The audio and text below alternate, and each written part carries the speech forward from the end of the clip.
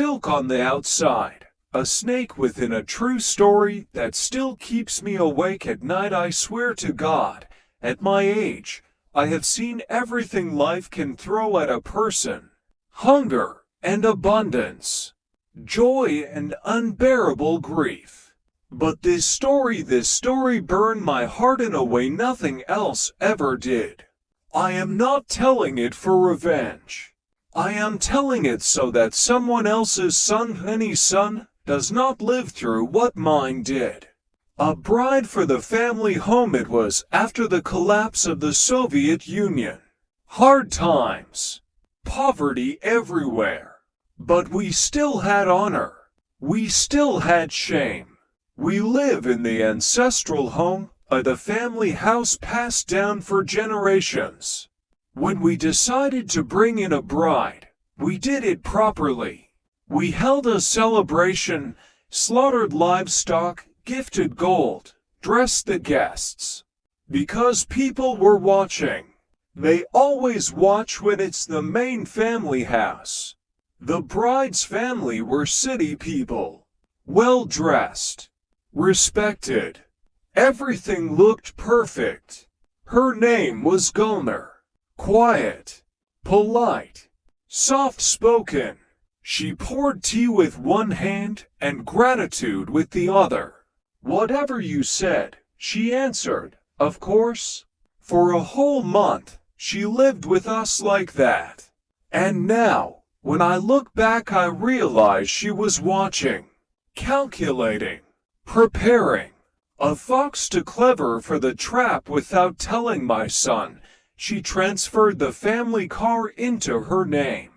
Gold earrings disappeared. Bracelets vanished. One day she said softly, "Mother, I need to open a bank account. Just temporarily. In my name." I still don't understand why I agreed. Later we found out everything my son owned, she quietly moved under her control. Money, property, gold. Then one morning she was gone. Not just gone, cleaned us out. 31 days. Exactly 1 month. The house went silent that evening. My son came home from work. "Where is my wife?" he asked. "She didn't come back," I said. "Her phone was off." A week passed. Then two. Finally, a relative called. She's in another city, living with a wealthy man, taking care of his child. It turned out this wasn't her first time. She would charm men, drain them of everything, their gold, money, documents, and disappear again. That day, something inside me broke completely. I remember thinking, this is not a woman. This is a disaster sent in human form. A mother-in-law's tears are not empty. After she left, our home lost its blessing.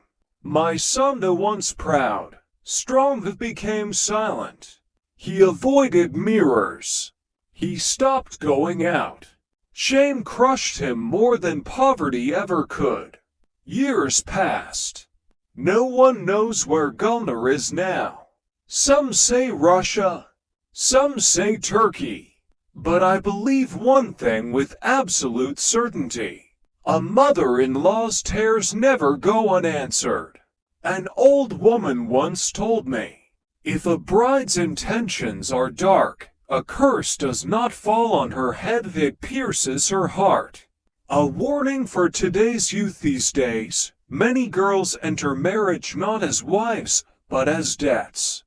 Before love, they ask for cars, houses, cards, accounts, gold.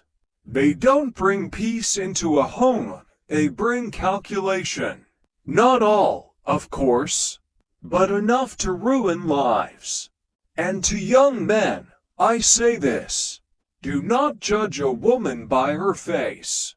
Her roots will speak louder than her beauty. God's punishment comes quietly. I don't know where Gulner is today. But I know this.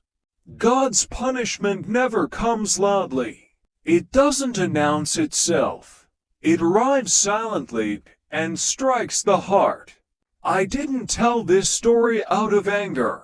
I told it as a lesson for young brides, a warning for sons, and a truth written with tears. Because some scars never fade, and some betrayals echo for a lifetime.